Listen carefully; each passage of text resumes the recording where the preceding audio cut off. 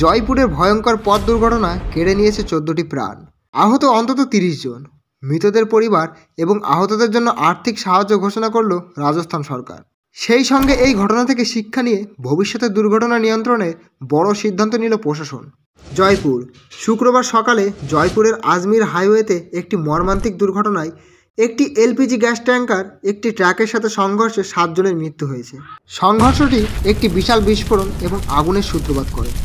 এলাকাটিতে আগুনে আচ্ছন্ন করে 35 জনেরও বেশি লোক আহত হয়। একজন মহিলা এবং অপরিচিত 2 জন পুরুষসহ 7টি মৃতদেহ সাউয়ান মান সিং হাসপাতালে মর্গে আনা হয়েছে। পলিথিনের ব্যাগে অজ্ঞাত পরিচয় এক লাশ হাসপাতালে নিয়ে যাওয়া হয়েছে বলে জানা গেছে। দিল্লি পাবলিক স্কুলের কাছে ভোর 5:44 এই ঘটনাটি ঘটে। আজমির থেকে জয়পুরের দিকে যাত্রা করায় এলপিজি ট্যাঙ্কারটি আজমিরের দিকে ফিরে যাওয়ার সময় জয়পুর থেকে আসা একটি ট্রাকের সাথে সংঘর্ষ হয়। খুব জোরে ধাক্কা লাগার ফলে গ্যাসটি ফুটো হয়ে যায়, যা একটি বিশাল ফায়ার বলে প্রজ্বলিত হওয়ার আগেই 200 মিটার ব্যাসার্ধে ছড়িয়ে পড়ে এই আগুন। বিস্ফোরণটি বিপর্যয়কর ধ্বংসের দিকে পরিচালিত করে। এরপরে 40টিরও বেশি যানবাহনে আগুন ধরে যায়। একটি স্লিপার বাসের যাত্রী এবং কাছাকাছি একটি পাইপ কারখানার শ্রমিক সহ অনেক শিকার পালাতে পারেনি। এত বড় বিস্ফোরণ হওয়ার পরে হাইওয়েটি পরবর্তীকালে বন্ধ করে দেওয়া হয় এবং গ্যাস ও আগুনের তীব্র বিস্তারের কারণে উদ্ধার প্রচেষ্টা চ্যালেঞ্জের সম্মুখীন হন। 30টিরও বেশি অ্যাম্বুলেন্স এবং ফায়ার ব্রিগেড গাড়িসহ জরুরি প্রতিক্রিয়ার দল ঘটনাস্থলে ছুটে যায়। আহত সকলকে এসএমএস হাসপাতালে পাঠানো হয়েছে। রিপোর্টগুলি ইঙ্গিত করে যে 35 জন আহত হয়েছে, যাদের অনেকের শরীরে 70% পর্যন্ত পুড়ে গেছে। কেন্দ্রীয় স্বরাষ্ট্রমন্ত্রী অমিত শাহ শোক প্রকাশ করছেন। তার সোশ্যাল মিডিয়া অ্যাকাউন্টে বলেছেন, রাজস্থানের জয়পুরের সড়ক দুর্ঘটনায় অত্যন্ত দুঃখজনক।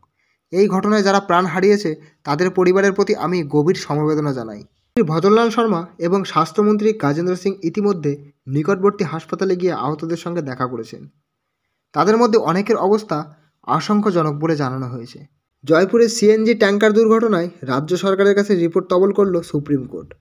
দেশের সর্বোচ্চ আদালত এই ভয়াবহ ঘটনার কারণ জানতে চায়।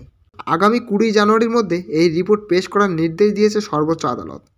ইতিমধ্যে শুক্রবারের এই ঘটনায় মৃতের সংখ্যা বেড়ে হয়েছে 14 জন। আশঙ্কাজনক অবস্থায় হাসপাতালে ভর্তি রয়েছেন 30 জনেরও বেশি মানুষ। শুধু তাই নয়, এই ঘটনার বিস্ফোরণের তীব্রতা এতটাই ভয়াবহ ছিল যে প্রায় 40টি গাড়ি পুড়িয়ে যাওয়ার খবর সামনে এসেছে। শুক্রবার জয়পুর আজমের হাইওয়ের ধারে দাঁড়িয়ে থাকা একটি সিএনজি ট্যাঙ্কার ধাক্কা মারে একটি এলপিজি ট্যাঙ্কারের সাথে।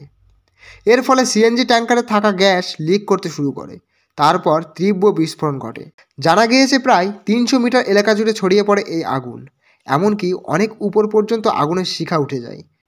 তাতে বেশ কিছু পাখি পুড়ে মারা যায় বলে খবর মিলেছে। এমনকি বেশ কিছু রাসায়নিক ভর্তি ট্যাঙ্কারে আগুন লেগে যাওয়ার কারণে বাতাসে সেই সব রাসায়নিক মিশে গিয়েছে বলে দাবি স্থায়ীদের। ইতিমধ্যে এই ভয়াবহ দুর্ঘটনার কারণ খতিয়ে দেখতে একটি উচ্চ পর্যায়ে তদন্ত কমিটি গঠন করেছেন রাজস্থানের রাজ্য সরকার। পাশাপাশি মৃত এবং আশঙ্কাজনকভাবে আহতদের জন্য ক্ষতিপূরণ ঘোষণা করেছেন রাজ্য সরকার। মৃতদের পরিবার পিছু 5 লক্ষ টাকা এবং আহতদের 1 লক্ষ টাকা ক্ষতিপূরণ দেওয়ার কথা জানিয়েছেন রাজস্থানের রাজ্য সরকার।